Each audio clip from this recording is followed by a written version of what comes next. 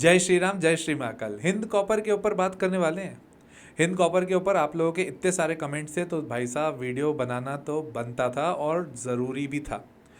ये one of my favourite companies में से थी। जब ये 80 से 100 रुपए के बीच में अटक चुकी थी तब मैंने इसके ऊपर काफ़ी बात करी है। इनफैक्ट साप्ताहिक मार्केट अपडेट में भी इसके ऊपर काफ़ी कुछ बात करी थी।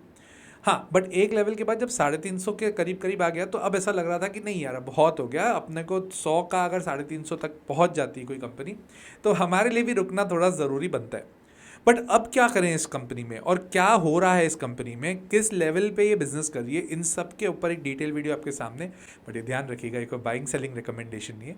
इसको बाइंग सेलिंग के हिसाब से मत देखिए, इसको प्योरली एजुकेशन पर्पज़ के हिसाब से देखिए और समझिए कि किस तरह से कंपनी को डिटेल में एनालाइज किया जाता है।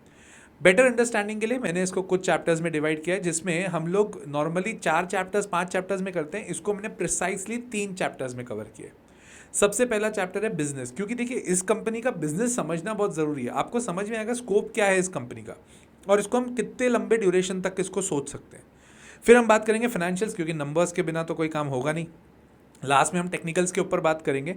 हाँ, बट मैं आपको पहले ही बता दूं कि मैं इसमें इन्वेस्टेड हूँ और पहले तो बहुत ज़्यादा था, अब कम हूँ बट हूँ अभी भी इन्वेस्टेड। अब यहाँ से हम लोग अपना फर्स्ट चैप्टर चालू करते हैं, दैट इज़ बिजनेस। बिजनेस के साथ में कुछ न्यूज़ भी है इसके ऊपर जो कि हम यहाँ पे कवर करेंगे। तो वो न्यूज़ वाला जो सेगमेंट है वो मिस मत करिएगा, वो बिजनेस के साथ ही कवर होगा। 1967 की कंपनी है, 1967 की कंपनी है, मतलब आज़ादी के बाद में 20 साल के बाद ये वाली कंपनी बन चुकी थी। एनएमडीसी को बेसिकली बनाया गया था हिंद कॉपर को टेक ओवर करने के लिए। एनएमडीसी को बनाया इसलिए था कि हिंद कॉपर को टेक ओवर करे। फर्स्ट पीएसयू थी ये जो कॉपर प्रोडक्शन में काम करेगी। फर्स्ट पीएसयू थी 1967 में थी, तो ऑटोमेटिकली फर्क तो पड़ेगा ही। कॉपर माइनिंग से लेकर कॉपर सेलेबल प्रोडक्ट्स, पूरा का पूरा जर्नी जो कॉपर का होता है वो पूरा का पूरा जर्नी है हिंद कॉपर करती है। कॉपर की रिक्वायरमेंट कहाँ है? अब आप बोलोगे सर हमारे पास तो पानी की बॉटल है कॉपर की, हमारे यहाँ पे तो बर्तन है कॉपर के, तांबे के, हमारे यहाँ पे तो तांबे के मटके में से ही पानी पिया जाता है। भाई साहब कॉपर वायर्स, कॉपर वायर्स और उसके अलावा ईवी में कॉपर का यूज़, ये नई चीज़ है जिसके कारण कॉपर की डिमांड वर्ल्ड वाइज बढ़ती जा रही है।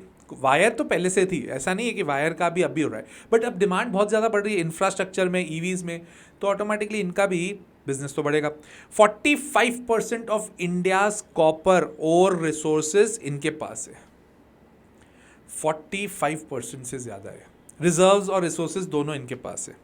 और इनके पास जो ये माइंस हैं उसकी वैलिडिटी होती है, आपको सरकार से लीज पर लेना पड़ता है।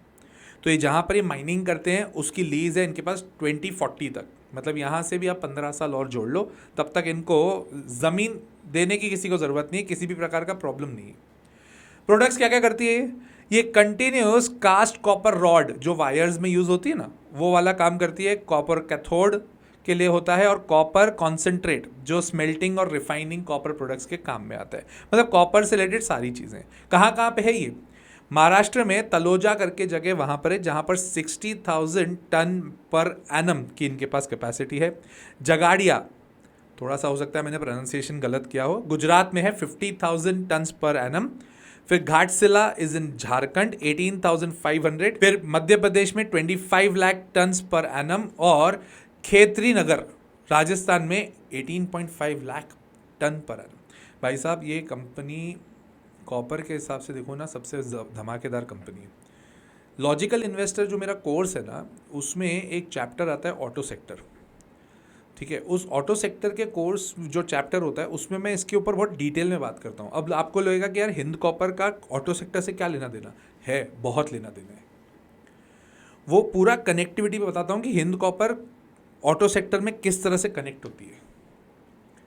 वो चैप्टर रहता है लॉजिकल इन्वेस्टर में। हाँ, अगर आप वो ऐसा पढ़ना चाहते हैं तो स्क्रीन पर आपके पास नंबर है, आप उस पर अपने आप को रजिस्टर करा दीजिए। नई बैच मैं नवंबर एंड दिसंबर से वापस चालू करूँगा, तो अगर आप इंटरेस्टेड हैं तो please make sure you are going for it, right.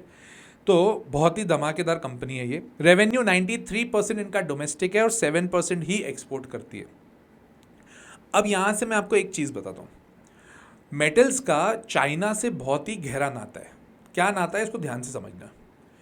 China metals के लिए सबसे ज़्यादा स्ट्रॉन्ग कंट्री मानी जाती है, मतलब वर्ल्ड में जो सबसे ज़्यादा मेटल बनाता है वो कौन बनाता है? चाइना।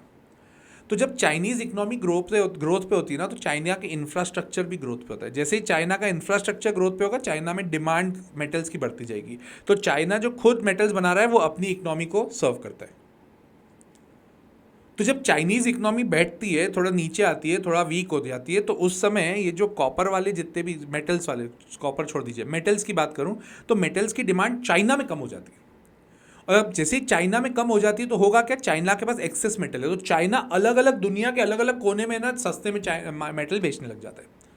तो हमारी जो कंपनियां हैं जो बाहर इतना मेटल्स अपने ग्राहक बना के बैठी है, वो क्यों हमसे लेगी? वो तो बोलेगी चाइना से सस्ता आ रहा है, हम तो चाइना से ले लेंगे, तेरे से लेने का क्या मतलब? तो ये ध्यान रखना, जब भी चाइनीज इकोनॉमी ग्रो करेगी, इंडियन मेटल कंपनीज भी ग्रो करेगी, क्योंकि चाइना की इकोनॉमी में चाइना अपना मेटल पूरा यूज कर लेता है, वो एक्सपोर्ट ज़्यादा नहीं कर पाता है।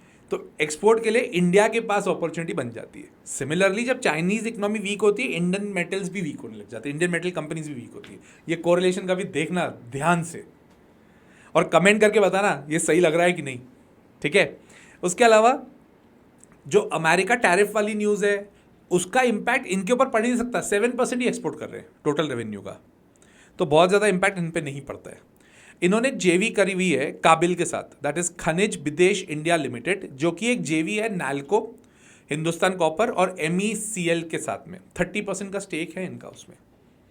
74% इनका स्टेक है छत्तीसगढ़ कॉपर लिमिटेड में, जहां पर अब ये टोटल मिला के जो जेवीज आप देखेंगे तो ये अलग अलग सेगमेंट्स में कॉपर से रिलेटेड ही अपना बिजनेस बढ़ाते हुए जा रही है। कैपिटल एक्सपेंडिचर करने के मन में है 425 करोड़ पर एनम का, और वो भी लास्ट 4 ईयर्स में इन्होंने कर दिया है।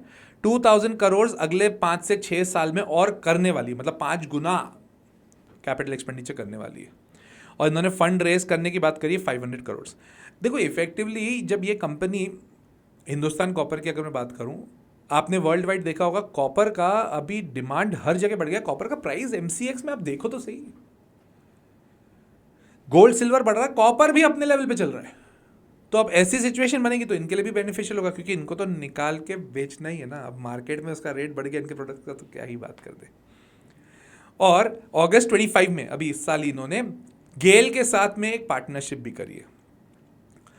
अब आपको समझ में आ रहा होगा कि इतनी बातचीत हिंद कॉपर पर क्यों है।